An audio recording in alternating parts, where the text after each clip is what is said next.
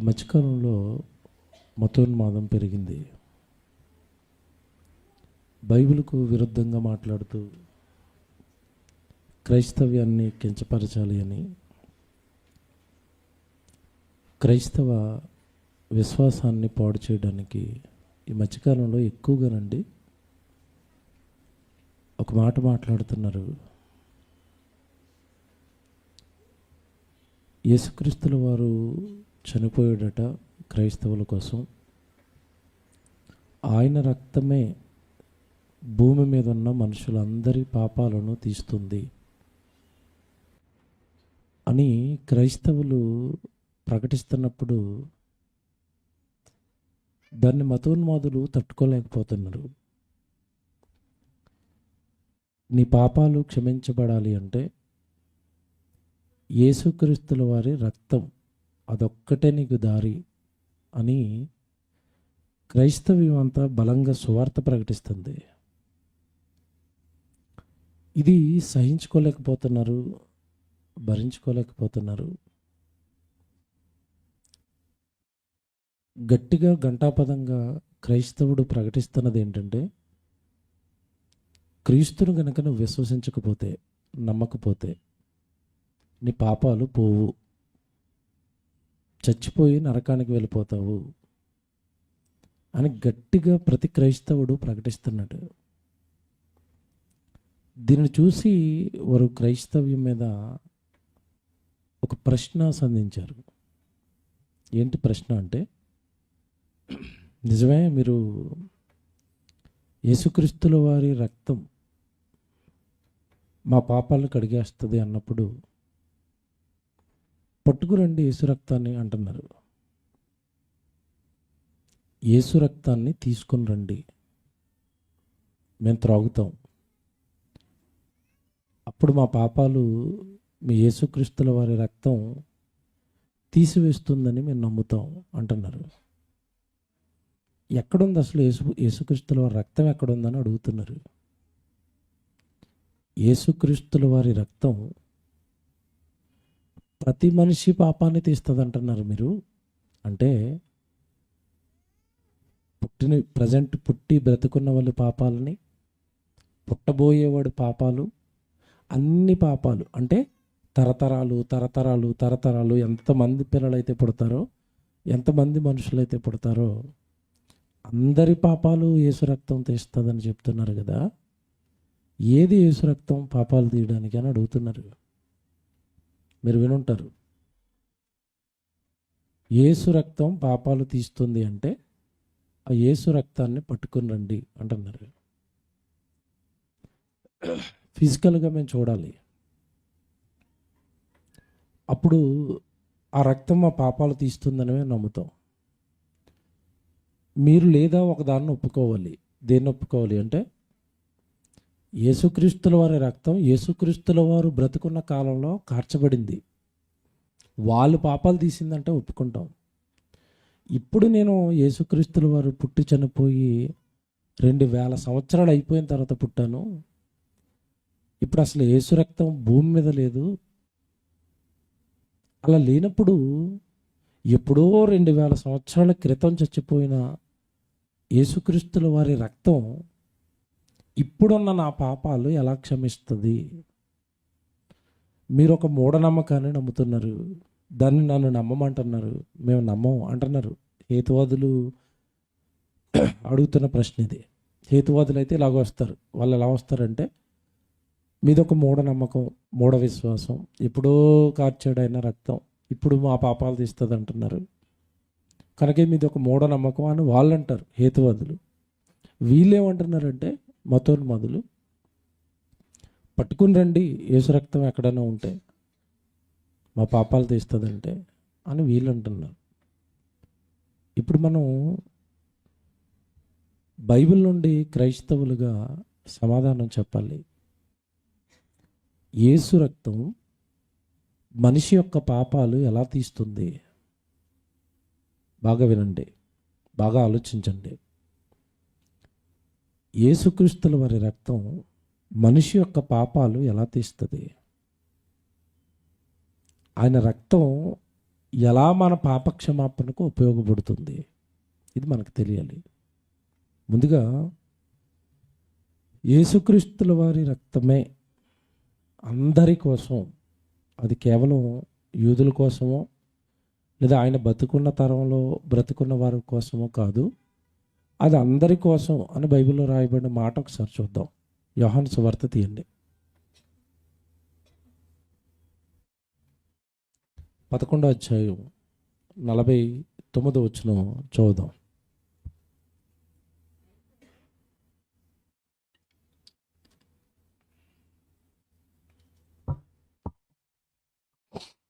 యోహాను సువార్త 11వ అధ్యాయం 49వ వచనం. అయితే వారిలో కయపాను ఒకడు ఆ సంవత్సరము ప్రధాన యాజకుడై ఉండి, మీకేమీ తెలియదు, మన జనమంతయు నశింపకుండునట్లు. ఇక్కడ ఇతను మాట్లాడుతున్న మాట చూడండి, మన జనమంతయు. మన అంటే అతను ప్రధాన యాజకుడై ఉండి అంటే ఆ రోజు యూదులకి ప్రధాన యాజకులను పెట్టుకున్నారు. అలాంటి ప్రధాన యాజకుడు మాట్లాడుతూ, మీకేం తెలీదు, మీరు ఊరుకోండి, మన జనమంతయు నశింపకుండునట్లు ఒక మనుషుడు ప్రజల కొరకు చనిపోవుట మీకు ఉపయుక్తమని మీరు ఆలోచించుకొనరు అని వారితో చెప్పాను. తనంతట తానే ఇలాగూ చెప్పలేదు, కానీ ఆ సంవత్సరము ప్రధాన యాజకుడై ఉండెను గనుక యేసు ఆ జనము కొరకును, అంటే ఆ జనము అంటే యూదులు, ఆ రోజున్న ఇశ్రాయేలీలు. జాగ్రత్తగా పట్టుకోవాలి, ఇవే కీ పాయింట్స్. యేసు ఆ జనము కొరకును, ఆ జనము కొరకు మాత్రమే కాక చెదిరిపోయిన దేవుని పిల్లలను ఏకముగా సమకూర్చుటకును చావనయున్నాడని. ఎంత క్లారిటీగా ఉంది చూసారా బైబిల్లో. కేవలం ఒక జాతి కోసం చచ్చిపోయినవాడు కాదట యేసుక్రీస్తుల వారు.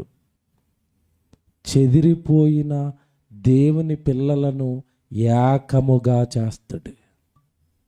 అంటే యేసుక్రీస్తుల వారి రక్తం, యేసుక్రీస్తుల వారి మరణం అనేక మందిని, దేవుని పిల్లలను, అంటే చెదిరిపోయిన దేవుని పిల్లలు, అంటే భూమి మీద మనుషులందరూ దేవుని పిల్లలైనా చెదిరిపోయారు, రకరకాల మార్గాల్లోనికి వెళ్ళిపోయారు, దేవుడు ఎవరో తెలియని పరిస్థితిలోనికి జారిపోయారు, దేవుడిని ఎలా చేరుకోవాలో, దేవుడు ఎక్కడుంటాడో, దేవుడిని ఎలా వెతకాలో తెలియని పరిస్థితుల్లోకి చెదిరిపోయారు. అలా చెదిరిపోయిన వారందరినీ, అంటే యేసు మరణం కేవలం యూదుల కోసం కాదు, ఒక జాతి కోసం కాదు, ఒక జనాంగం కోసం కాదట. భూమి మీద నరరూపమెత్తిన మనుషులందరి కొరకు, ఆ మనుషులకు దేవుడు పెట్టిన మరో పేరే దేవుని పిల్లలు. భూమి మీద ఉన్న మనుషులందరి కొరకు యేసుక్రీస్తుల వారు చనిపోబోతున్నాడు. ఒక జనాంగం కోసమో, ఒక జాతి కోసమో, ఒక దేశం కోసమో పుట్టినవాడు కాదు యేసుక్రీస్తుల వారు. సమస్త భూమండలం మీద ఉన్న దేవుని పిల్లలందరికీ ఆయన రక్తము ద్వారా పాపక్షమాపణ, ఇది దేవుడు నిర్ణయించాడు. ఇది భూమి మీద మనుషులందరినీ పుట్టించిన సృష్టికర్త సంకల్పం. నా కుమారుడైన క్రీస్తు ద్వారా భూమి మీద ఉన్న సమస్త మానవాళికి రక్షణ, పాపక్షమాపణ కలగాలి. ఏమండి, ఇది మీరు మనసులో పెట్టుకోండి. అంటే ఏ మాట మనసులో పెట్టుకోవాలంటే, యేసుక్రీస్తుల వారు చనిపోయింది ఒక జాతి కోసం కాదు, ఒక జనాంగం కోసం కాదు, అందరి కోసం చనిపోయాడు. అంటే ఇప్పుడు ఆయన రక్తం అందరికీ అవసరం, అందరికీ అవసరం. మతోన్మాదుల ప్రశ్నలు ఎలా ఉన్నాయంటే, ఎప్పుడో ఒక్కసారి కారిస్తే రక్తం, అది ప్రతి తరంలో ఉన్న వారి పాపాలు ఎలా తీసేస్తుంది? ఒక్కసారే కదా కార్చాడు రక్తం. నా కోసం ఒకసారి, మీకోసం ఒకసారి, పుట్టబోయే తరం కోసం ఒకసారి, ఆ తర్వాత సెకండ్ తరం కోసం ఒకసారి. యేసుక్రీస్తుల వారు పదే పదే చనిపోవటం లేదు కదా, పదే పదే రక్తం కార్చడం లేదు కదా, ఒక్కసారే కదా రక్తం కార్చాడు. ఒక్కసారి రక్తం కారిస్తే తరతరాలు తరతరాలు తరతరాలు ఉన్న వారి పాపాలు ఎలా తీస్తుందండి? ఎలా నమ్మాలి దాన్ని అంటున్నారు. నిరూపించాలి. బైబిల్ నుండి మనం జాగ్రత్తగా వాళ్ళకి ఆన్సర్ చెప్పాలి, సమాధానం చెప్పాలి. హెబ్రీయులకు రాసిన పత్రిక 9వ అధ్యాయం. ఎందుకు రక్తం చిందించాడు అంటే, హెబ్రీయులకు రాసిన పత్రిక 9వ అధ్యాయం 22వ వచనం.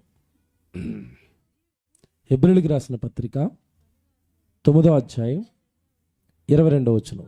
మరియు ధర్మశాస్త్ర ప్రకారము సమస్త వస్తువులను రక్తము చేత శుద్ధి చేయబడిననియు, ఇది అండర్లైన్ చేయండి, రక్తము చిందింపకుండా పాప క్షమాపణ కలగదనియు. అది జనరల్గా ఎవరైనా చెప్తారంటున్నాడు. పాప క్షమాపణ కలగాలి అంటే రక్తం చిందింపబడాలి. ఇది సాధారణంగా మనుషులందరికీ తెలిసిందే, కొత్తగా చెప్పేది ఏముంది అన్నాడు పౌలు గారు. ఈరోజు మనిషి బ్రతకాలి అంటే జీవి చచ్చిపోవాలి. మనిషి బ్రతకాలి అంటే ఒక చెట్టు చచ్చిపోవాలి. నువ్వు తినే కూరగాయలు, టమాటా చెట్టు చచ్చిపోతేనే టమాటాకాయలు, బెండకాయల చెట్టు చచ్చిపోతేనే నీకు బెండకాయలు. గోంగూర తినాలనుకుంటే గోంగూర చెట్టు తన ఆకులన్నీ ఇచ్చేసి తన జీవితాన్ని ఇస్తేనే నీకు గోంగూర. అది చచ్చిపోయి నిన్ను బ్రతికిస్తుంది. ఒక కోడి చికెన్ తినాలనుకుంటే కోడి చచ్చిపోయింది, నిన్ను బ్రతికించింది.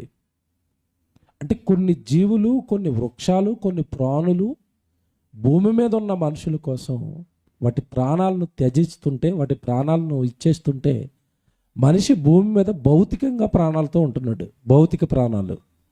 అలాగే మరణించిన తర్వాత ఆత్మ బ్రతకాలి అంటే దానికి కూడా రక్తము చిందింపబడాలి. దానికోసం కూడా ఒక ప్రాణం పోవాలి. పాపక్షమాపణ కలగాలి అంటే అది నీతిమంతుడైన యేసుక్రీస్తుల వారి ప్రాణం మాత్రమే మన పాపాలు తీయగలుగుతుంది. ఎందుకంటే పాపాలు తీసేవాడి రక్తం, లేదా పాపాలు తీయాలి అని అనుకునేవాడి రక్తం, లేదా వాళ్ళ దేహం పాపాలు చేయకుండా ఉండాలి. మళ్ళీ చెప్తాను, ఇది ఒక వ్యక్తికి ఆ రక్తం పాపక్షమాపణ ఇవ్వాలి అంటే ఆ రక్తం ఏ తప్పులు చేసి ఉండకూడదు, ఆ దేహం ఏ తప్పులు చేసి ఉండకూడదు, ఏ పాపము చేసి ఉండకూడదు. భూమి మీద ఏ పాపము చెయ్యని వ్యక్తి పేరు చెప్పండి అంటే ప్రపంచం మొత్తం వెతికిన ఒక్క ఆయనే దొరుకుతాడు. ఎవరు? యేసుక్రీస్తు. నాలో పాపం ఉన్నదని మీలో ఎవడు నిరూపిస్తాడని సవాలు చేసి బ్రతికాడు. అంటే పాపం లేదు, పాపము చెయ్యలేదు కనుక ఆయన రక్తం భూమి మీద ఉన్న మనుషులందరి పాపాలు తీస్తుంది. ఇది మనసులో పెట్టుకోండి. రక్తము చిందింపకుండా పాప క్షమాపణ అనేది కలగదు. అది అతి సామాన్యంగా చెప్పొచ్చు. మన పూర్వీకులు కూడా నా చిన్నతనంలో వాళ్ళు ఎందుకు చేసేవారు అనుకునేవాడినండి. మీకు చాలాసార్లు చెప్పాను. మన చిన్నతనంలో గ్రామాల్లో పెద్దలు దైవభీతి ఉండేది, వాళ్ళకి దేవుడు భయం ఉండేది కాస్త కోస్తో. గ్రామాల్లో చిన్నతనంలో ఏం చేసేవారంటే ఊరికి ఏదైనా పెద్ద రోగం వచ్చినా, ఊర్లో ఏదైనా ఒక అశుభం జరిగినా వెంటనే వాళ్ళు ఊరు చివరి ఏమి ఇచ్చేవారు చెప్పండి? బలులు ఇచ్చేవారు. మేకను నరకటం కానీ, ఒక గొర్రె పిల్లని నరకటం కానీ, చివరికి ఇంటికి ఒక కోడిని కోయటం కానీ చేసేవారు. అంటే రక్తము చిందిస్తే మేము చేసిన పాపాలు పోతాయి, దేవుడు మా మీద కాస్త శాంతిస్తాడు అని కాస్త దైవభయం అనేది ఉండేది కనుక దేవుడు శాంతించాలి అంటే రక్తాన్ని చిందించాలి అని జంతువులు బలిచ్చేవారు. ఇది మీకు తెలియదు కాదు, అదే చెప్తున్నాడు అక్కడ.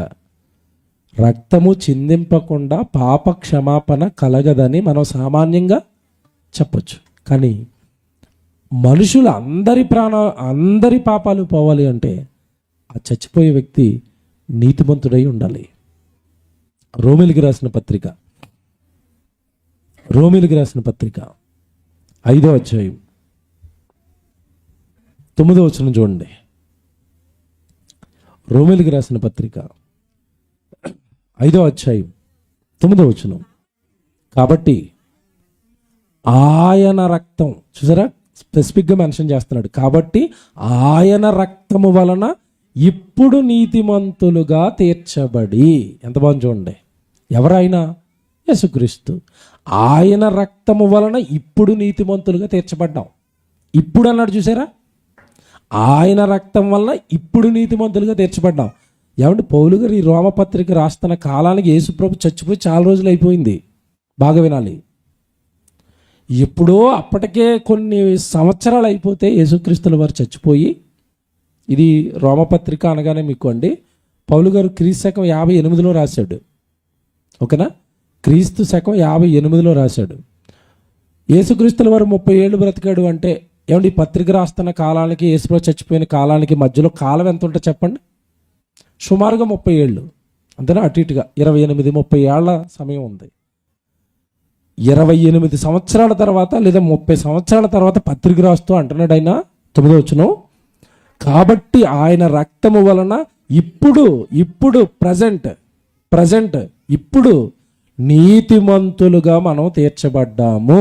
అంటే ప్రతి తరములో ఉన్న వారి పాపాలు యేసుక్రీస్తుల వారి రక్తం ఏం చేస్తుంది? కడిగేస్తుంది. ఇప్పుడు ఇది బైబిల్లో ఉంది కనుక మనం నమ్ముతాం. రాధా మనోహర్ దాస్ చెప్పామనుకోండి, ఆడు నమ్ముతాడా? మీ బైబిల్లో మీరు 100 రాసుకుంటారండి అంటాడు. వాడికి చెప్పాలి కదా, బాగా వినండి ప్రసంగం. ఇప్పుడు యేసుక్రీస్తుల వారి రక్తం ఆ రోజు రోమీలకు పత్రిక రాస్తూ ఇదిగో మీ పాపాలు యేసు రక్తం కడిగేస్తుంది అన్నాడు. మనం ఈరోజు చదువుకున్నాం కనుక, మనం సంఘం కనుక మన పాపాలు ఈరోజు కడిగేస్తుందని మనం నమ్ముతున్నాం. కానీ మతోన్మాదులు కానీ హేతువాదులు కానీ ఏమంటున్నారు అంటే, అసలు యేసుక్రీస్తుల వారి రక్తము ఎలాగండి పాపక్షమాపణ కలిగిస్తుంది, ఎలాగిస్తుంది అని అడుగుతున్నారు వాళ్ళు. దీనికి సమాధానం చెప్పడానికి మన వాళ్ళు కొన్ని తప్పులు చెప్పేశారండి. పాపం క్రైస్తవులు కొంచెం ఏదో సమాధానం చెప్పాలని చెప్పేస్తారు. వీళ్ళు చెప్పేస్తూ సమాధానాలు ఏం చెప్పారంటే, మా యేసుప్రభు నిజమే మీరు అంటున్నట్టుగా ఇప్పుడు లేదు రక్తం, అప్పుడే యెరూషలేములో కారిపోయింది మా యేసుప్రభు రక్తం అంతా. ఆ యేసుప్రభు రక్తం యెరూషలేము కలవరి కొండ మీద కారిపోయి అలా ప్రవహించుకుంటూ వచ్చి యోర్దాను నదిలో కలిసింది. ఎక్కడ కలిసిందట? కొండ మీద వర్షం వచ్చింది, ఆ వర్షం నీళ్ళతో కలిసి ఆ రక్తం వచ్చి యోర్దాను నదిలో కలిసింది. ఆ యోర్దాను నదిలో ఉన్న నీళ్ళన్నీ ప్రపంచం అంతా వచ్చాయి. అలాగే యేసు రక్తం ప్రపంచం అంతా ఉంది అంటున్నారు వీళ్ళు. మనం చెప్పుకోవడానికి బాగుంటుంది కదండి, ఆడు నమ్ముతాడు ఏంటి యోర్దాను నది ప్రపంచం అంతా తిరుగుతుందంటే? బాగోదు, సెట్ అవ్వలేదు. మరో కథను ఏం చెప్పాడంటే, యేసు రక్తం ఇప్పటికే ఉంది లేదంటున్నారు ఏంటి మీరు? ఉంది రక్తం, ఎందుకు లేదు? మేము ప్రతి ఆదివారం రొట్టె ద్రాక్షరసం తీసుకుంటాము, ఆ ద్రాక్షరసమే రక్తము. బయట ఉన్నప్పుడు ఆ ద్రాక్షరసమే లోపలికి వెళ్ళగానే రక్తంగా మారిపోద్దని చెప్పాడు. ఇదొక ఆన్సర్ చెప్పాడు ఒక ఆయన పాస్టర్ గారు. లోపలికి వెళ్ళినప్పుడు ఎలా మారిపోద్దట? రక్తంగా మారిపోద్దట. అలా మారిపోతుందో లేదని ఎవడన్నా బ్లడ్ టెస్ట్ చేసాడు అనుకోండి, దొరికిపోతామా లేదా? ఆ ద్రాక్షరసమే రక్తంలాగా వెళ్ళింది, ఎందుకు మారుతుంది? అవదు. ఇలాగా క్రైస్తవ్యాన్ని ఇరుకును పెడుతున్నారు, ఇబ్బందులు పెడుతున్నారు. ఏది యేసు రక్తం? రొట్టె ద్రాక్షరసం అది యేసు శరీరము కాదు, ద్రాక్షరసం అది రక్తము కాదు. ఏది మీ యేసు రక్తం ఏది అంటున్నారు వాళ్ళు. పిల్లరా, బైబిల్ చాలా బాగా స్టడీ చేయాలా, ప్రతి విషయాన్ని అన్వయించుకోవాలి, ప్రతి విషయాన్ని బాగా నేర్చుకోవాలి, ప్రతి విషయాన్ని హేతుబద్ధంగా అవతలవాడు సహితం ఒప్పుకునేటట్టుగా మనం చెప్పాలి. ఎందుకంటే క్రైస్తవ్యం మూఢనమ్మకాలు కాదు, క్రైస్తవ్యం ఆచారభక్తి కాదు, ప్రతిదాన్ని నిరూపిస్తుంది. నిలకడకు నిలబడేదే క్రైస్తవ్యం, నిలకడకు నిలబడేదే బైబిలు. నిలకడ అంటే ఎవడైనా ప్రశ్నిస్తే నిలబడి సమాధానం చెప్పేదే బైబిలు. కానీ మనం అర్థం చేసుకోవడంలో విషయం ఉంటుంది. ఇప్పుడు యేసు రక్తం ఏది అంటే, యేసు రక్తం ఎలా పాపాలు తీస్తుంది అంటే, నేను ఒకటే చెప్తున్నానండి, యేసుక్రీస్తుల వారి రక్తం భౌతికంగా భూమి మీద ఇప్పుడు లేదు. ఉందా? లేదు. ఆయన శరీరం భౌతికంగా ఇప్పుడు భూమి మీద ఉందా? లేదు. మరి ఆయన శరీరము ఆయన రక్తము మన పాపాలు ఎలా తీస్తుంది? అంటే దేవుడు బైబిల్ను రాయించేటప్పుడు చక్కగా ఒక ఫార్మెట్, ఒక పద్ధతిలో రాయించాడు. ఆ పద్ధతి మనకు తెలిస్తేనే కానీ ఏ సందర్భము కూడా కరెక్ట్గా మనకు అర్థం కాదు. ఒక మాట చూపిస్తాను మీకు. యోహాను గారు రాసిన, అంటే మీకు అది అర్థం కావడానికి, అంటే ఒక పద్ధతి అర్థం కావాలి. పాపాలు ఎప్పుడు పోతాయి? యేసుక్రీస్తుల వారి రక్తం పాపాలు ఎప్పుడు తీస్తుందో తెలుసా? ఎప్పుడు తీస్తుందో తెలుసా? మనకు తెలియాలి ముందు. ఇది జాగ్రత్తగా వినండి. యేసుక్రీస్తుల వారి రక్తం వ్యక్తి యొక్క పాపాలు ఎప్పుడు తీస్తుంది అంటే, యోహాను గారు రాసిన మొదటి పత్రిక 1వ అధ్యాయం 6వ వచనం మీరు చూడండి. 7వ వచనం చూద్దాం డైరెక్ట్గా. 7వ వచనం. అయితే ఆయన వెలుగులో ఉన్న ప్రకారము మనమును వెలుగులో నడిచిన ఎడల మనము దేవునితో అన్యోన్య సహవాసం గలవారమై ఉందుము. ఈ పదం చూడండి, వెంటనే ఏమనుంది అక్కడ? అప్పుడు. ఎప్పుడు ఆగాలి?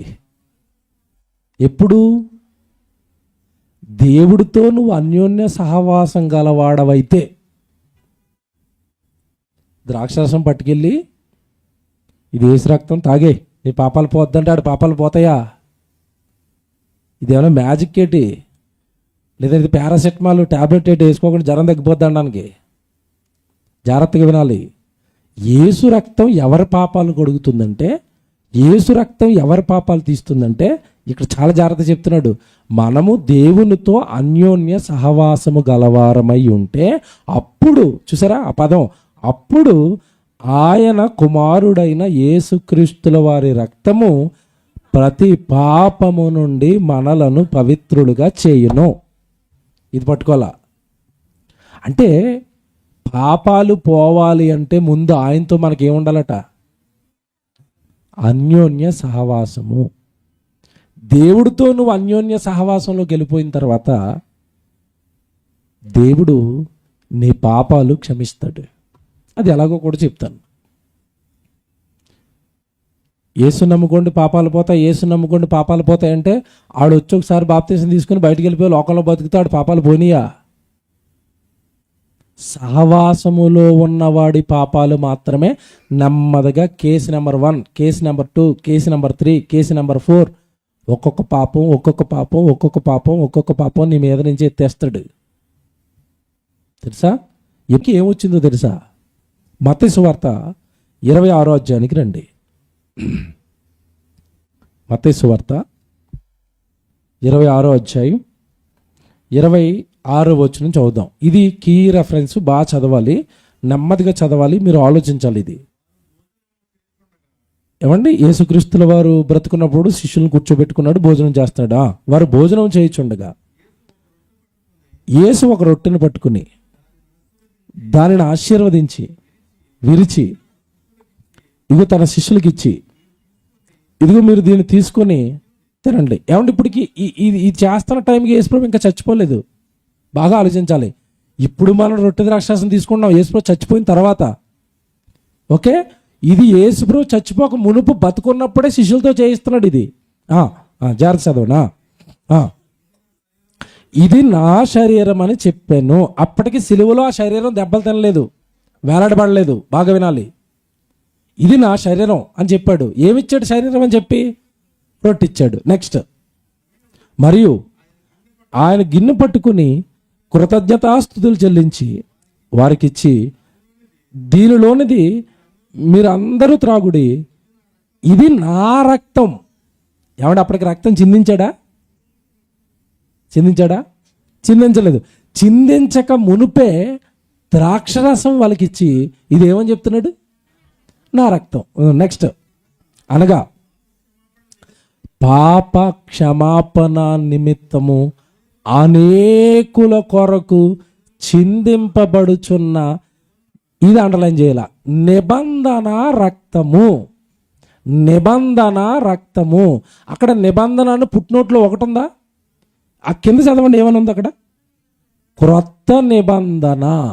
అంటే యేసుక్రీస్తుల వారి రక్తము ద్వారా భూమి మీదకి ఒక నిబంధన వచ్చింది.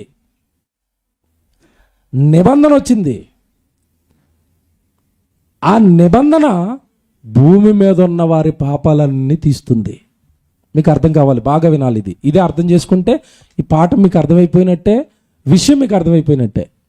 యేసుక్రీస్తుల వారి రక్తం ప్రతివాడి పాపాలు ఎలా కడుగుతుందంటే, యేసుక్రీస్తుల వారి రక్తము ద్వారా ఒక నిబంధన వచ్చింది. ఆ నిబంధన ఎవడైతే పాటిస్తాడో వాడి పాపాలన్నీ పోతాయి. ఎందుకు ఏంటి వచ్చిన నిబంధన ఏంటి? ఎందుకు అక్కడ కొత్త నిబంధన. ఆ కొత్త నిబంధనలో ఆయన రక్తానికి సాదృశ్యంగా ద్రాక్షరసం, ఆయన శరీరానికి సాదృశ్యంగా రొట్టె, ఈ రెండు మీకు ఇచ్చి, ఇది మీరు చేస్తే, బాగా వినండి, ఇది నా రక్తం వల్ల వచ్చిన నిబంధన కనుక ఇవి మీరు చేస్తే, ఇది ఎవడైతే చేస్తాడో వాడి పాపాలన్నీ నేనేం చేస్తాను? కడిగేస్తాను. మీరు బాగా వినాలి.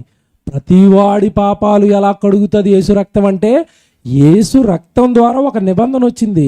ఆ నిబంధన ఎవడు పాటిస్తే వాడి పాపాలన్నీ పోతాయి. మీకు ఇది అర్థమవుతుంది.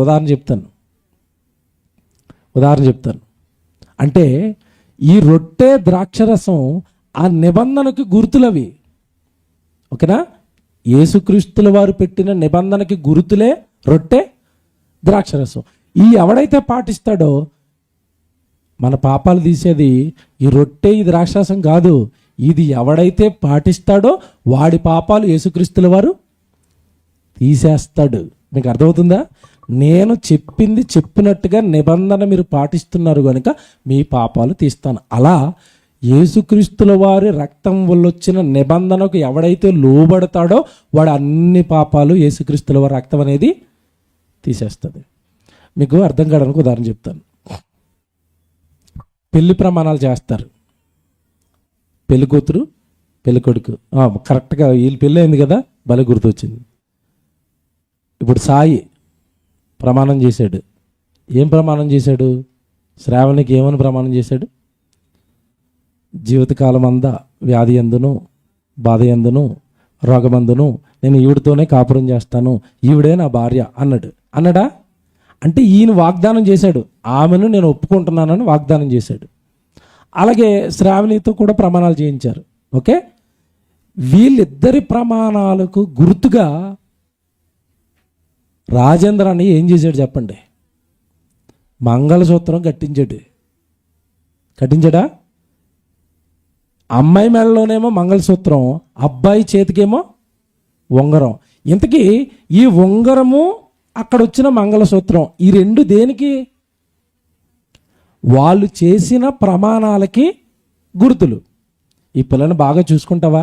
చూసుకుంటానన్నాడు. చూసుకుంటానని మాట ఇచ్చాడు కనుక మాటకి గుర్తు మెడలో వేలాడుతున్న మంగళసూత్రం. ఇప్పుడు మంగళసూత్రం చూసుకుంటుందా, సాయి చూసుకుంటాడా? మీరు చెప్పండి. యేసు రక్తం ఎలా పాపాలు తెస్తుందో చెప్తాను నేను ఇప్పుడు. మంగళసూత్రం చూసుకుంటుందా, సాయి చూసుకుంటాడా? సాయే చూసుకుంటాడు. కానీ సాయి చూసుకుంటాడు అనడానికి గుర్తు మంగళసూత్రం. రొట్టె ద్రాక్షాసం తీయదు మన పాపాలు. అర్థమవుతుందా? ఆయన రక్తానికి ఆయన శరీరానికి ఇవేంటివి? సాదృశ్యం, గుర్తులు. ఇవి ఎవడైతే తీసుకుంటాడో ఇవి తీసుకున్నవాడి పాపాలన్నీ ఆయన కడిగేస్తే అది జీవితకాలం అంతా మనకి పోలియో రాకుండా ఎలా కాపాడుతుందో, ఎప్పుడో కార్చిన యేసుక్రీస్తుల వారి రక్తంతో ఒక నిబంధన వచ్చింది భూమి మీదకి. ఏంటి నిబంధన? ఇదిగో నా రక్తానికి సాదృశ్యంగా మీరు ద్రాక్షరసాన్ని రొట్టెను తీసుకుంటున్నప్పుడల్లా నేను మీరు చేసిన పాపాలన్నీ నా నిబంధనకు లోబడ్డారు గనక, నా గుర్తులు మీ దగ్గర ఉన్నాయి గనక ఆ గుర్తులను జ్ఞాపకం పెట్టుకుని నేను మీ పాపాలు ఏం చేస్తాను? తీసేస్తాను. మీకు ఎక్కడో బైబిల్లో ఇలాంటి సంఘటన ఇంకోటి గుర్తు రావాలి. ఎక్కడ? ఆదికాండంలో నేను మీకు ఇంకా మిమ్మల్ని అందరినీ చంపను అనడానికి ఏం పెట్టాడు? ధనుస్సు. ఇప్పుడు ఇంతకీ ధనుస్సు కాపాడుతుందా, దేవుడు కాపాడుతాడా? దేవుడే కాపాడుతాడు. మరి ధనుస్సు దేనికి? గురుతు. రొట్టె ద్రాక్షాసం కూడా ఇప్పుడు మనకి గురుతు. పాపాలు క్షమిస్తున్నది ఆయన. ఎందుకు క్షమిస్తున్నాడు? తండ్రి నేను తప్పు చేశాను తండ్రి అని నువ్వు పాప క్షమాపణ ఒప్పుకోలు అడిగి ఆ రొట్టె ద్రాక్షాసం తీసుకుంటున్నావు కనుక ఆయన మనల్ని ఏం చేస్తాడు? క్షమిస్తాడు. మీకు అర్థమైందా? కనుక ఎప్పుడో కార్చాడు కదండి యేసు రక్తం అంటే, ఎప్పుడో కార్చిన యేసుక్రీస్తుల వారి రక్తం ద్వారా ఒక నిబంధన వచ్చేసింది. ఆ నిబంధన తరతరాలు తరతరాలు తరతరాలు భూమి మీద అలా కంటిన్యూ అవుతుంది. అలా కంటిన్యూ అవుతున్నప్పుడు ఆ నిబంధనకు లోబడిన వాడి ప్రతి పాపాలు కూడా పోతాయి. ఇప్పుడు ఇంకోటి చెప్తాను ఇక్కడ నేను. నిబంధనకు లోబట్టం అంటే ఏంటి? అసలు యేసుక్రీస్తుల వారు ఈ రొట్టె ద్రాక్షారసం నిబంధన మనకి పెట్టి అసలు మనకి ఏం చెప్పాడు?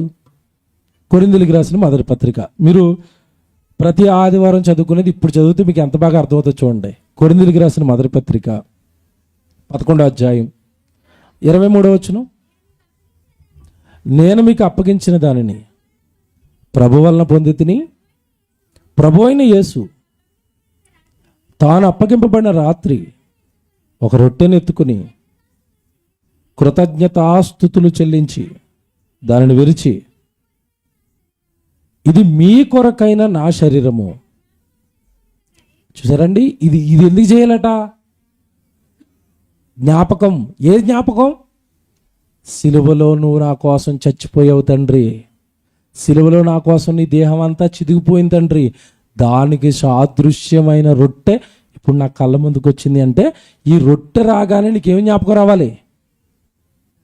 నీ కోసం నలగగొట్టబడిన ఆయన శరీరం జ్ఞాపకం రావాలి. ఎప్పుడైతే ఆ శరీరం జ్ఞాపకం వస్తుందో నువ్వు పాపం చేస్తావా? చెయ్యవు. చూసారా ఎలా కడుగుతుంది? చూసారా? యేసుక్రీస్తుల వారి ద్వారా ఒక నిబంధన, రొట్టె ద్రాక్షరసం లేదా కొత్త నిబంధన అనే చట్టం ఎప్పుడైతే వచ్చిందో ఆ చట్టాన్ని పాటిస్తున్న ప్రతి వాడి పాపాలను అది తీసేస్తుంది. తర్వాత మాట చూడండి. తర్వాత మాట ఏముంటుంది అక్కడ? ఆ ప్రకారమే భోజనమైన పిమ్మట ఆయన పాత్రను ఎత్తుకుని, ఈ పాత్ర నా రక్తం వల్ల అయిన కొత్త నిబంధన, మీరు దీనిలోనే త్రాగునప్పుడల్లా ఇదిగో నన్ను జ్ఞాపకం చేసుకోండి, నన్ను జ్ఞాపకం చేసుకోండి, నన్ను జ్ఞాపకం చేసుకోండి, నన్ను జ్ఞాపకం చేసుకోండి. ఆయన జ్ఞాపకం చేసుకుని 26కి వెళ్ళేసరికి అంటాడు కింద మాట, మీరు రొట్టెను తిని ఈ పాత్రలోనే త్రాగునప్పుడల్లా ప్రభు వచ్చే వరకు ఆయన మరణాన్ని మీరు ప్రచారం చేయండి. అంటే ఇప్పుడు నిబంధన నిన్ను దేంట్లోకి లాక్కెళ్తుంది? బాగా ఆలోచించాలి. నిబంధన, యేసు ద్వారా వచ్చిన నిబంధన నిన్ను సువార్త పనిలోకి తీసుకెళ్తుంది. అంతేనా? రొట్టెను తిని ఈ రాక్షసాన్ని తాగినప్పుడల్లా ప్రభు వచ్చే వరకు ఆయన మరణాన్ని ప్రచురించండి అంటే నిన్ను దేవుడి పనిలోకి తీసుకెళ్తుంది. దేవుడి పనిలోనికి యేసు రక్తం నిన్ను తీసుకెళ్ళిపోయిన తర్వాత నువ్వు ఇంకెక్కడ పాపాలు చేస్తావు? మీకు అది అర్థం కాదు. ఒకప్పుడు పౌలు గారు దేవుణ్ణి నమ్మనప్పుడు, సౌలుగా ఉన్నప్పుడు అందరినీ చంపాడు. ఎప్పుడైతే యేసుప్రభు పరిచయం అయ్యాడో చంపిన ఆయన తర్వాత చంపుతున్నాడా, ప్రాణాలు పెట్టడానికి సిద్ధపడ్డా? చూసారా? చేంజ్, మారిపోయాడు. మార్చింది ఏది ఇంతకీ? యేసు రక్తం. ఆ రక్తం వల్ల వచ్చిన నిబంధన పౌలు గారిని మార్చేసింది. ఇలా మీరు బాగా ఆలోచించగలిగితే ప్రతి వ్యక్తిని దేవుడి పనిలోనికి, దేవుడి సేవలోనికి తీసుకొస్తూ పాపాలు ఊసెత్తనివ్వకుండా చేస్తూ ప్రతి ఆదివారం రొట్టె ద్రాక్షరసం రూపంలో ఆయన శరీరము, ఆయన రక్తము, గురుతులు, దానికి సాదృశ్యమైన గురుతులు కళ్ళ ముందు కనబడుతూ మనిషి యొక్క పాపపు జీవితాన్ని అవి పవిత్రం చేస్తున్నాయి. చూసారా ఎలా ఎంత డెప్త్గా బైబిల్ని చూసారా ఎలా కడుగుతాయండి? అంటే ఏదో ఇలా ద్రాక్షరసం తాగండి మీ పాపాలు కడిగితే అలా కాదు. నువ్వు చక్కగా సన్నిధికి వచ్చి ఆ రొట్టె ద్రాక్షరసం తీసుకుని అప్పుడు నువ్వు దేవుడి పనిలోకి వెళ్ళిపోతే అప్పుడు యేసుక్రీస్తుల వారి రక్తం నీ పాపాలను కడుగుతుంది. ఇప్పుడు చదవండి. ఇందా మీరు చదువుకున్నారు కదా మొదటి యోహాను 1:7. ఇప్పుడు చదవండి. ఎప్పుడు కడుగుతుంది అన్నాడు పాపాలు? మొదటి యోహాను 1:7. అయితే ఆయన వెలుగులో ఉన్న ప్రకారము.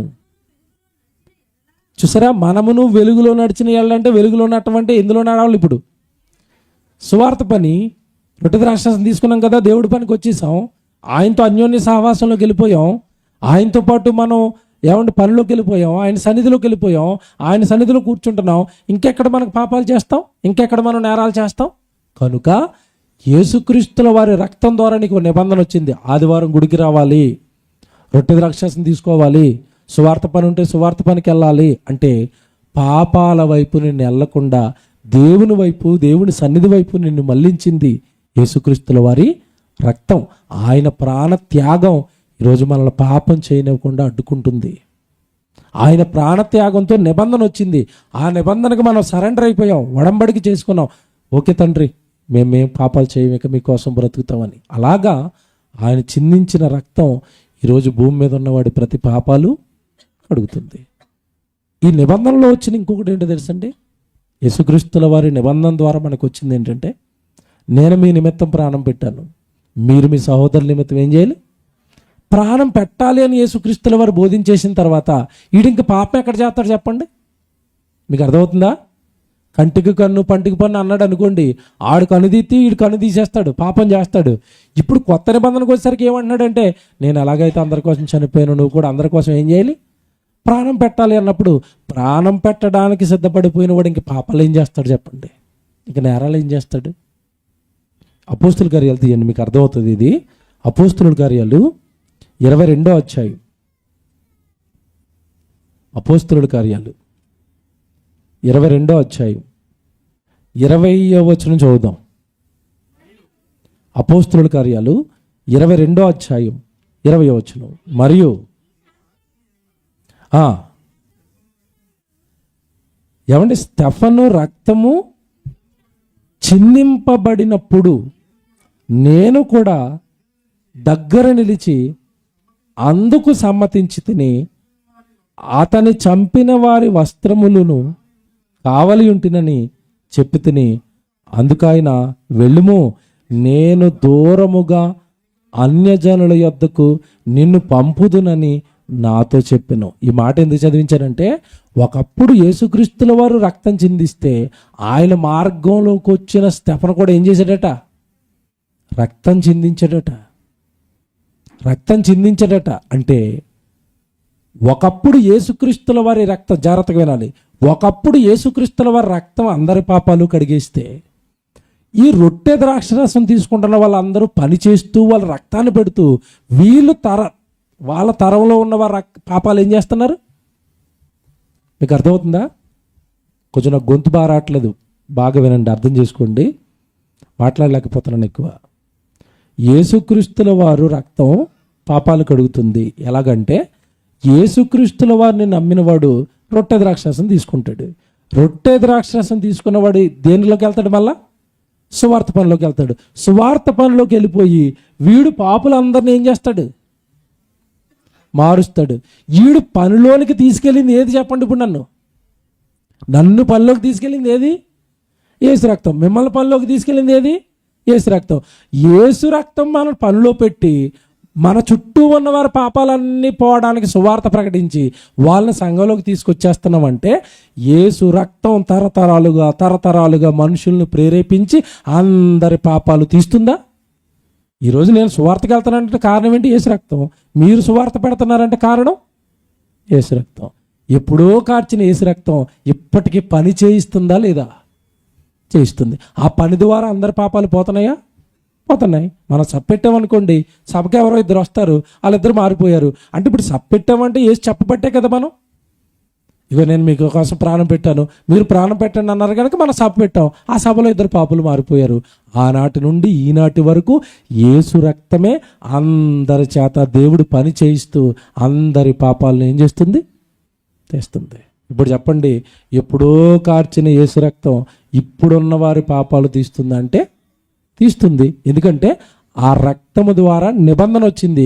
ఆ నిబంధన పాటించేవాడు ఆ పాపాలన్నీ కూడా కడిగేసుకుంటాడు. మీకు మాట్లాడుతాను, సిలువలో దొంగ ఉన్నాడు కదా, సిలువలో దొంగ పాపాలు పోవడానికి కారణం యేసు రక్తమా? యేసు డైరెక్ట్గా ఉన్నాడు కదండి అక్కడ, నీ పాపాలు క్షమింపబడి ఉన్నవి అన్నాడు. ఎందుకు? వాడు మారాడు కనుక. అంటే పాపాలు క్షమించేది దేవుడే. బాగా వినాలి, పాపాలు క్షమించేది దేవుడే.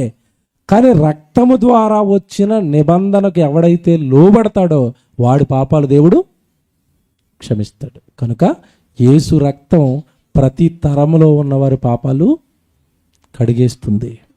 అర్థమైంది అనుకుంటున్నాను.